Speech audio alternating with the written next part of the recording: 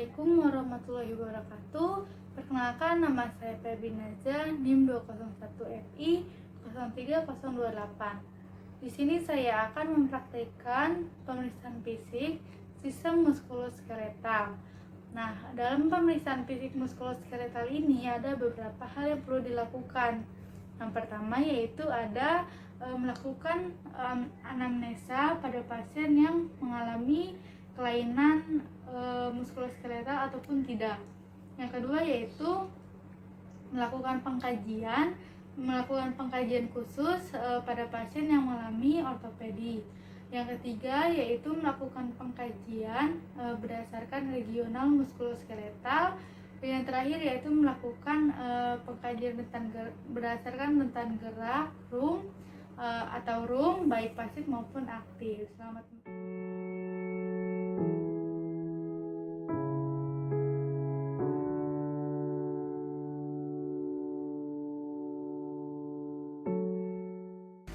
Selamat pagi Bu, bagaimana kabarnya? Pagi baik. Perkenalkan, nama saya Febi Naza yang bertugas pada pagi ini ya Bu, dari pukul 7 pagi hingga 2 siang. Boleh Ibu sebutkan nama, alamat, dan umur Ibu? Saya akan masuk di pergelamatan Ibu. Kemudian 23 Karawang. Baik, sudah benar ya Bu Elin. Sesuai dengan perjanjian kita kemarin, kita akan melakukan pemeriksaan fisik muskuloskeletal. Nah, tujuannya ini untuk mengetahui apakah ada gangguan pada otot ibu, sendi ibu, atau tulang ibu ya Bu. Prosedurnya tempatnya di sini saja, waktunya 10-15 menit. Apakah Ibu setuju? Setuju. Baik, kita mulai ya Bu.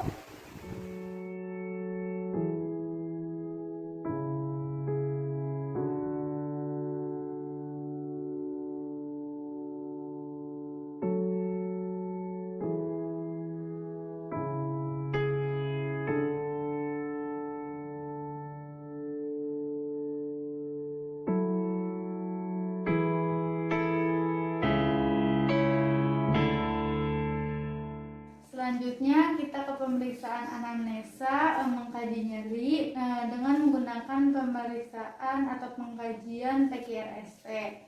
Yang pertama P. Ibu, apakah ada nyeri? Ada. Penyebab nyerinya ini karena apa ya Bu? Karena jatuh. Kemudian Q. Q ini Ibu apakah nyerinya seperti apa? Nyerinya apakah ditusuk-tusuk atau bagaimana? Seperti ditusuk-tusuk. Kemudian R, Ibu nyerinya ini pada bagian apa ya Bu? Bahu. Kemudian S, skala nyeri. Nah, skala nyerinya ini ada 1-3 nyeri ringan, 4-6 nyeri sedang, dan 7-10 nyeri berat. Ibu ada di skala apa ya Bu? Di skala 3. Baik, berarti nyeri ringan. Dan yang terakhir yaitu T. Ibu nyerinya ini pada saat apa ya Bu? Pada saat malam hari. Baik. Selanjutnya kita inspeksi tubuh pasien. Kita lihat apakah leher dan kepalanya apakah ada benjolan atau tidak, dan kita lihat dari depan. Hasilnya ini kepala pasien dan leher pasien saya ini simetris. Kemudian kita lihat bagian bahunya ini. Apakah sama rata atau sebelah kiri lebih tinggi, dan hasilnya ini sama rata. Selanjutnya kita ke pemeriksaan tonus otot atau kekuatan otot. Tonus otot atau kekuatan otot ini dapat dilakukan pada pasien baik berbaring atau duduk. Nilai tonus otot ini ada 5, 4, 3, 2, 1, 0. Untuk nilai 5, Ibu coba naikkan tangannya. Baik, kemudian tahan tangan saya ya Bu. Baik, nah artinya pasien tersebut dapat melawan gravitasi dan dapat melawan tekanan. Selanjutnya untuk nilai 4, Ibu coba naikkan tangannya. Baik, kemudian coba lawan Bu. Baik, nah ini artinya pasien dapat melawan gravitasi tetapi tidak dapat melawan tekanan. Kemudian ada saatnya jika pasien tidak dapat melakukan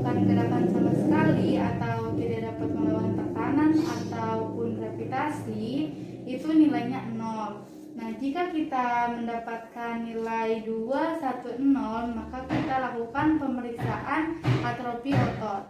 Untuk pemeriksaan atrofi otot ini kita lakukan atau kita cek terlebih dahulu tangan kita atau tangan si pemeriksa dengan cara kita pegang lengan seperti ini, kemudian kita tekukkan tangan seperti ini dan kita rasakan apakah ada pergerakan pada otot atau tidak.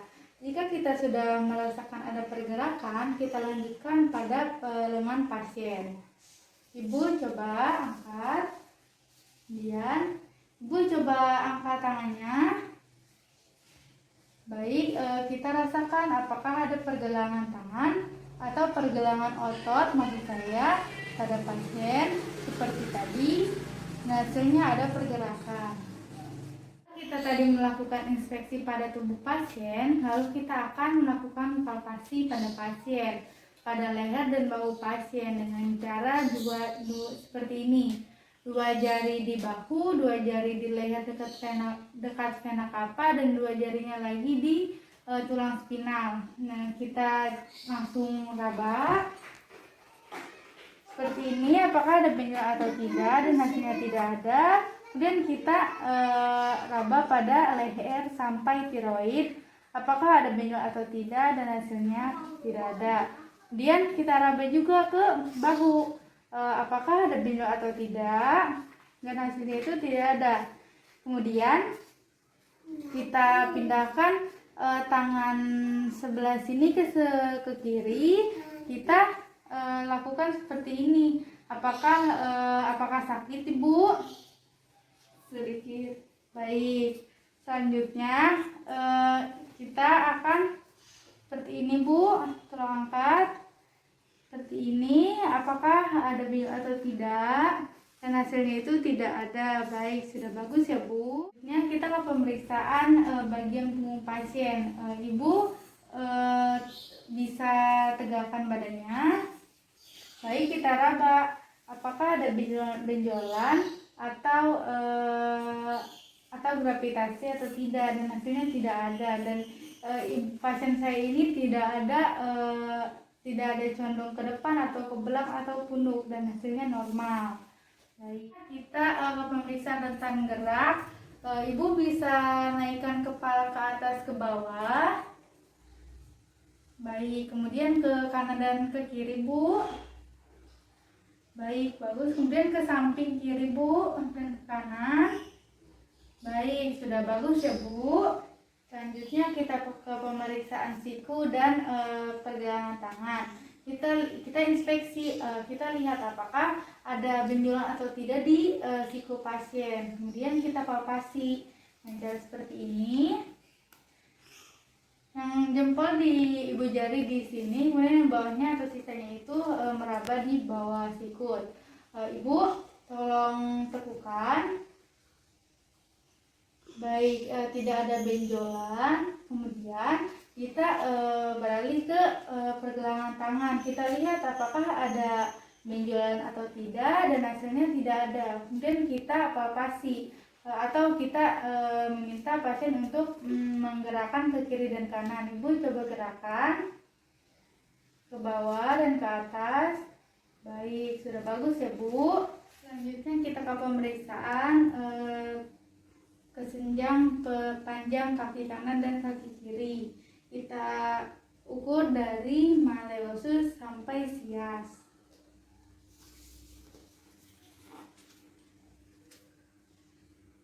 Tiga 33 kaki kanan dan kaki kirinya juga sama 33. Kemudian kita ukur lanjutkan ke pusat.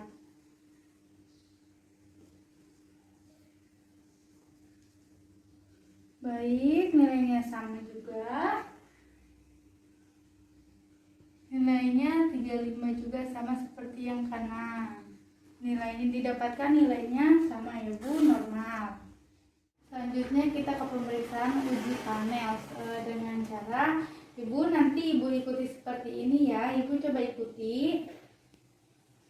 Baik, nah ini dilakukan selama 60 detik. Jika pasien mengalami pegal-pegal daerah sini, itu artinya normal. Sedangkan jika pasien mengalami kesemutan di sebelah sini atau di pergelangan tangan, ini pasien patut dicurigai. Ibu, apakah kesemutan? Tidak. Baik, sudah bagus. Kemudian kita ke pemeriksaan TINELS ya Bu.